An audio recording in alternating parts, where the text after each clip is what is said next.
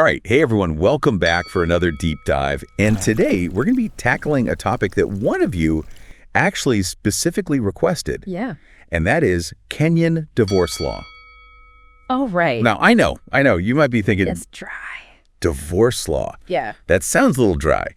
But trust me, She's fascinating. it is so much more fascinating than you might expect. Absolutely. And what's happening right now in Kenya actually, I think, reflects kind of this global shift in how we're thinking about marriage and relationships. Right. And it really all comes down to this idea of irretrievable breakdown.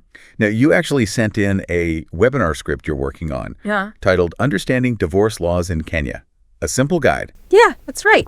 And it's full of juicy details. So let's dive right in. Okay. First things first, what exactly is this irretrievable breakdown thing? Well, in a nutshell, it basically means that the marriage is beyond repair. Okay. It's the point of no return. And what I think is so fascinating is that Kenya, very recently, I mean, we're talking in the last few years, made this huge change to its divorce law. Okay. And now it says that couples can now file for divorce at any time, regardless of how long they've been married. Wow.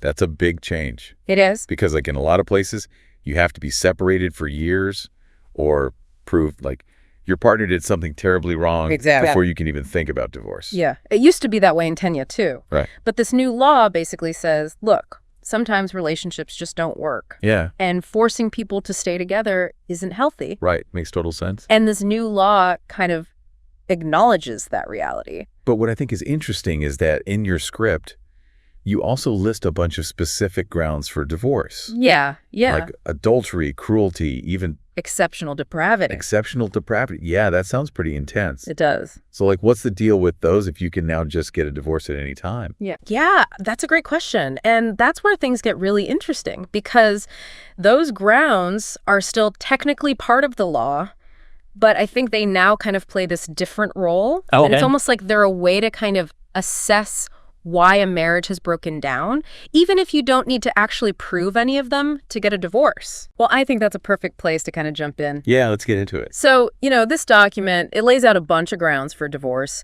Some are pretty traditional, some are more modern. But what's cool is, like you said, they don't just tell us about laws. No. They tell us about cultural values. Absolutely. I mean, you see what a society prioritizes, what they consider, Right. Deal breakers in a marriage. Exactly. So let's start with, like, adultery. Okay, yeah. Classic one. Yeah, a classic one. Been around forever. Right. Been around forever, and it really speaks to that expectation of fidelity in a marriage. Oh, yeah. Big time. It underscores that whole idea that marriage is supposed to be exclusive, right? Yes, this bond between two people. Exactly. Now, there's also cruelty, which has expanded a lot over the years. Oh, for sure. It's not just physical violence anymore. It includes emotional abuse, Yeah. even cruelty towards children. Yeah, you're seeing a growing awareness of all the different ways that a marriage can really break down. It's not just about, physical scars. It's like society's recognizing emotional scars. Exactly. Yeah. They matter too. They matter too, for sure. Now, desertion is another interesting one. Oh, yeah. Tell me about it. In Kenya, if one spouse just walks out and they're gone for at least 3 years, Wow. that's grounds for divorce. That's a long time. It's a long time. Yeah. But it shows how important it is to actually build a life together. Absolutely. Yeah. Sharing responsibility, being there for each other. It's not just about existing in the same space. Exactly. You're actively building something. Okay. Now, let's talk about the one that I know. Oh, here we go. Everyone's been waiting for. Exceptional depravity. My favorite. What does that even mean? Right. It's so broad. It's basically like whatever society thinks is really immoral, really bad behavior, like beyond the pale, actions that make it unthinkable to stay married. Oh, okay. So give me an example. Well, I don't know. Maybe I don't know. I was going to say, if you turn your house into a shrine for toenail clippings. Okay, let's not get into toenails. Okay, fair enough. But yeah, you're getting the idea. I think I am. So it's really up to the courts to decide. Yeah, it all boils down to what the court decides is, quote unquote, exceptionally depraved. Okay, so it's subjective. Very much so. And that's where things get interesting. I bet it does. Because who gets to define what's exceptional, right? That's a really good point. It gets tricky. It does get tricky. All right, well, let's move on from toenails and depravity. Okay, sounds good. To a more modern concept. Okay. Irretrievable breakdown. Yes. What does that mean?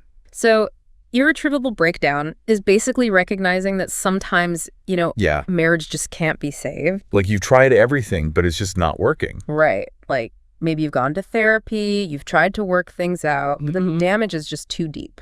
So it doesn't necessarily mean that someone did something terrible. Not at all. And in fact, some of the things we've already talked about, like adultery, cruelty, Oh, okay. those can definitely lead to irretrievable breakdown. So it's like a consequence of Yeah, sometimes. Exactly. But it can also be caused by other things too, like willful neglect. Willful neglect. What's that? So basically, it's when one spouse consistently neglects their responsibilities for at least 2 years. 2 years. Yeah, it's got to be a pattern. So like forgetting your anniversary 1 year, that's not it. No, it's got to be consistent. Like never helping with chores, Oh, okay. being emotionally unavailable, Wow. So it's about a lack of effort. Exactly. Not holding up your end of the bargain. Interesting. So then what about if a couple separates? Yeah, that's another big one. So if they separate, whether it's voluntary or the court orders it, Okay. and they stay apart for 2 years, Okay. that's usually seen as evidence of irretrievable breakdown. So like time and distance Exactly. can really show that maybe they're just not compatible. Right, or that they're just not willing to Yeah. put in the effort to reconcile. And then desertion also falls into this. It does, yeah. Basically, if one person just ups and leaves for a long period, Right. that's seen as, kind of the ultimate sign of Yeah. we're done. Okay. Now, what about those situations where something really major happens, like one spouse goes to prison? Oh, yeah. So those definitely fall under irretrievable breakdown, too. Like if one spouse is imprisoned for a significant amount of time, Okay. or if they're declared incurably insane by a medical professional, Hey, wow. those are pretty life-altering events, right? Yeah. They definitely impact a marriage's viability. It's kind of tragic, but I get it. Yeah. You can't just expect things to continue as normal. Exactly. Although, how do they even assess something like incurable insanity? Yeah, that's not a simple process. The document says it requires certification by 2 doctors, and one of them has to be a psychiatrist. So there's a lot of careful evaluation going on there. To make sure people aren't just like using it as an excuse. Right, exactly. They want to be sure it's a genuine medical assessment, Yeah. not just someone trying to get out of their marriage. That makes sense. Now, lastly, is there anything else that could be grounds for irretrievable breakdown? You know what? There's actually this catch-all category. Any other ground deemed appropriate by the court. Really? So basically anything goes. Well, not quite anything. It's more for those really unique situations that don't fit neatly into any of these other categories. So like a real-life curveball. Exactly. But even though it's unique, it still has to clearly show that the marriage is beyond repair. It's like the law is acknowledging that real life is messy. For sure. It's not always black and white. Sometimes there's just no easy label for what went wrong. But that doesn't mean the pain isn't real. Absolutely. And I think that's what's so interesting about all of this. The law tries to be structured, Yeah. But it also has to be flexible enough to deal with all the complexities of human relationships. It's a tough job.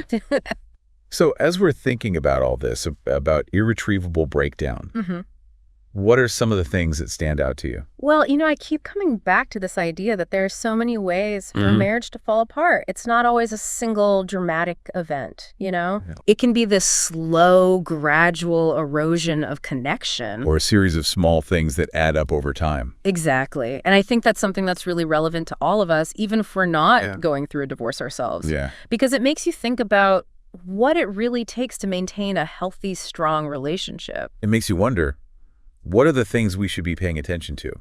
What are the early warning signs? Exactly. What can we learn from these grounds for divorce to help us build stronger relationships in the first place? It's a really good point. It's like flipping the script, using these legal concepts as a way to understand and maybe even improve our own relationships. Exactly. So for all of you listening, I'd love for you to reflect on that a bit. Yeah, what are your takeaways? What resonates with you? Because I think there's a lot to unpack here. Definitely. Beyond just the legal jargon. Absolutely.